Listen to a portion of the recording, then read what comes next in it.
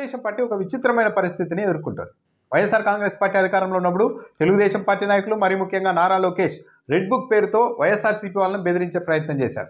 Red బుక్లో అన్ని పేర్లు రాసుకుంటున్నాం, మేము అధికారంలోకి వచ్చిన తర్వాత ఒక్కొక్కరి సంగతి తేలుస్తామన్నారు. ఆయన అన్నట్టుగానే అధికారంలోకి వచ్చిన తర్వాత ఎక్కడ పడితే అక్కడ వైసీపీ నాయకుల్ని, మాజీ ఎమ్మెల్యేని, మాజీ మంత్రుల్ని అందరినీ అరెస్ట్ చేసి లోపలేస్తూ వెళ్తున్నారు. బహుశా ఏపీ చరిత్రలోనే ఇదో రికార్డు.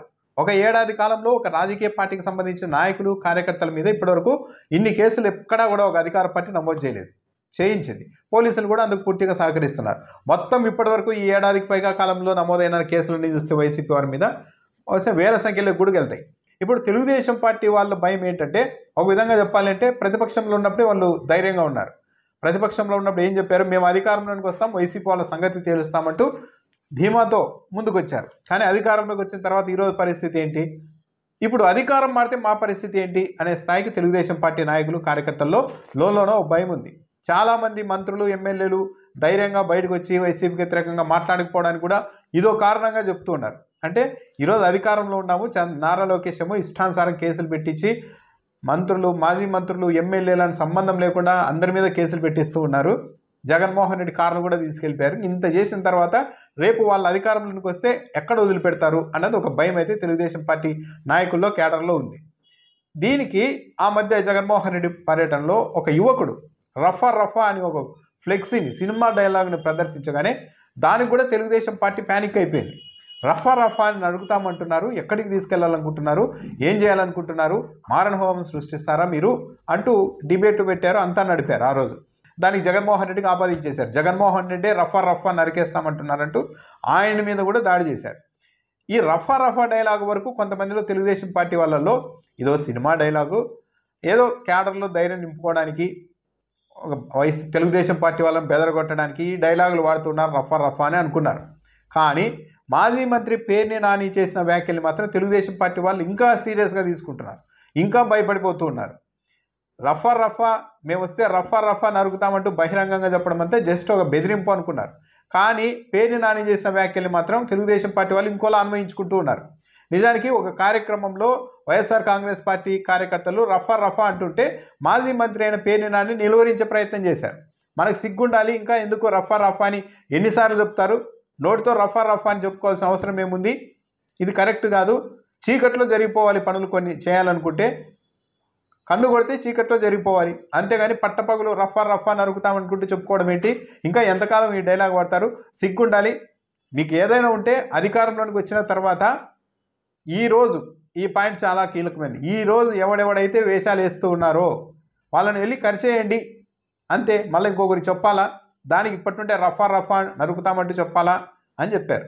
అంటే కార్యకర్తలు రఫా రఫా అనే డైలాగ్ పదే పదే వాడుతూ ఉంటే దాన్ని నిలువరించే ప్రయత్నంలో భాగంగా పేర్ని నాని చెప్పారు.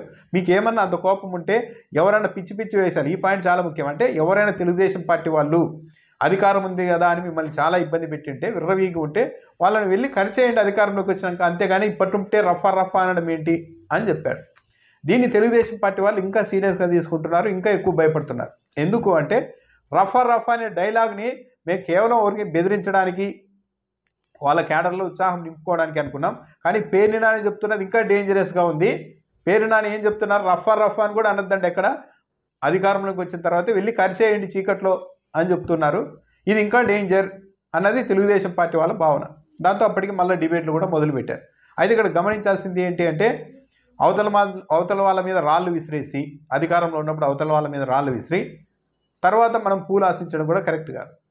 బహిరంగంగానే నారా లోకేష్ గారే చెప్తున్నారు కదా, రెడ్ బుక్ అనేది అసలు ఇండియన్ హిస్టరీలోనే, భారతదేశ చరిత్రలోనే, ఆధునిక భారతదేశ చరిత్రలో ఎవరు కూడా ఒక పొలిటికల్ పార్టీకి సంబంధించిన వ్యక్తి నేను అధికారంలోకి వస్తే ప్రత్యేకంగా అంబేద్కర్ రాజ్యాంగం కాదు, ఐపీసీ కాదు, బిఎన్ఎస్ కాదు, మేము సపరేట్గా ఒక రెడ్ బుక్ అనేది తెచ్చుకున్నాం, దాన్ని అమలు చేస్తామని ఎవరైనా చెప్పారా?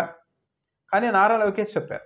చెప్పడమే కాకుండా అధికారంలోకి వచ్చిన తర్వాత అమలు చేస్తున్నారు. ఎక్కడ పడితే అక్కడ కేసులు పెట్టడం, అరెస్టులు చేయడం, రిమాండ్లలోనే 3-4 నెలలు పెట్టడం, బెయిల్ వస్తుందంటే ఇంకో కేసు పెట్టి మళ్ళీ లోపలేయడం. ఇవన్నీ అవతల వాళ్ళకు కూడా అంతే స్థాయిలో బాధ కలిగించి ఉంటాయి కదా. ఫస్ట్ మంచి పరిపాలన అందిస్తే సరిపోతుంది, ఎందుకు ఇదంతా అని నారా లోకేష్కు, చంద్రబాబు నాయుడు గారికి, సొంత పార్టీ వాళ్ళకి చెప్పుకోవాలి. అధికార పార్టీ సంయమనం పాటిస్తే ప్రతిపక్షాలు ఎందుకు ఇంత స్థాయిలో వెళ్తాయి? కానీ ఎక్కడ వదిలిపెడుతున్నారు? జగన్మోహన్ రెడ్డి కారును కూడా ఎవరో సీజ్ చేసి తీసుకెళ్లే వరకు పరిస్థితి వెళ్ళిన తర్వాత బహుశా సహజంగానే వైసీపీ కార్యకర్తల్లో కూడా ఆవేదన, ఆక్రోశం, కోపం అన్నీ ఉంటాయి. కాబట్టి దాన్ని మనము అవతల వాళ్ళు ఇంత స్థాయిలో దాడి చేస్తున్నా, ఇన్ని కేసులు పెడుతూ ఉన్నా కూడా మనం మళ్ళీ వచ్చిన తర్వాత భగవద్గీత శ్లోకాలను చదువుదాం, శాంతి పావురాలు ఎగిరేద్దాం అని ఏ నాయకుడు కూడా చెప్పుకోలేరు సొంత పార్టీ కార్యకర్తలకు. ఎందుకంటే అధికార పార్టీ ఉంటే ఆ స్థాయిలో దాడి జరుగుతుంది, ఆ స్థాయిలో హింసిస్తున్నారు వైసీపీ వాళ్ళని. కాబట్టి ఇంకా సహజంగానే నాయకులు కూడా వాళ్ళ కార్యకర్తల్లో ధైర్యం నింపడానికి, వాళ్ళలో ధైర్యం ఇవ్వడానికి మళ్ళీ మనం అధికారంలోకి వచ్చిన తర్వాత వీళ్ళందరి సంగతి తేలుస్తాం, ఏం కంగారు పడద్దండి అని ఏ నాయకుడైనా చెప్పుకుంటారు. ఆ రోజు నారా లోకేష్ అదే చేశారు. నారా లోకేష్ అధికారంలోకి వచ్చిన తర్వాత ఆ ప్రోగ్రామ్ మాటల్లో కాకుండా చేతల్లో ఇనిషియేట్ చేశారు. ఇప్పుడు వైఎస్ఆర్సీపీ వాళ్ళు వస్తే వాళ్ళు కూడా మాటల్లో కాకుండా చేతల్లోనే ఈసారి చేసే అవకాశం ఉంటుంది. గత 5 ఏళ్లలో జగన్మోహన్ రెడ్డి అధికారంలో ఉన్న 5 ఏళ్లలో గమనిస్తే ఎక్కడో 1, 2 కేసులు, మహా అంటే ఒక 10 మంది మీద పెట్టారేమో తెలుగుదేశం పార్టీ వాళ్ళ మీద కేసులు. దానికే మొత్తం జగన్మోహన్ రెడ్డి అరాచకం చేశారని ప్రచారం చేశారు. కానీ ఇప్పుడు అధికారంలోకి వచ్చిన తర్వాత 100 మంది, 1000 మీద కేసులు పెట్టి లోపల వేసేస్తూ ఉన్నారు నిర్దాక్షిణ్యంగా.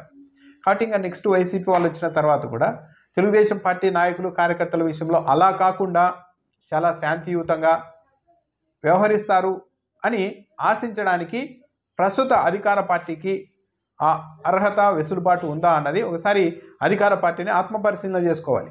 పేర్ని నాని వ్యాఖ్యలు అయితే చాలా ప్రమాదకరంగా తెలుగుదేశం పార్టీ వాళ్ళకి కనిపించడంలో ఆశ్చర్యం లేదు. ఎందుకంటే అసలు మీరు చెప్పొద్దండి, వెళ్ళి చీకట్లో కట్ చేసి రండి మళ్ళీ చూసుకుందాం అని చెప్పిన డైలాగు నిజంగా ఇదే జరిగితే ఏంటి, అధికారం పోతే మనకు వైసీపీ అధికారంలోకి వచ్చిన తర్వాత అన్న ఒక ఆందోళన అయితే తెలుగుదేశం పార్టీ వాళ్ళలో ఉంది.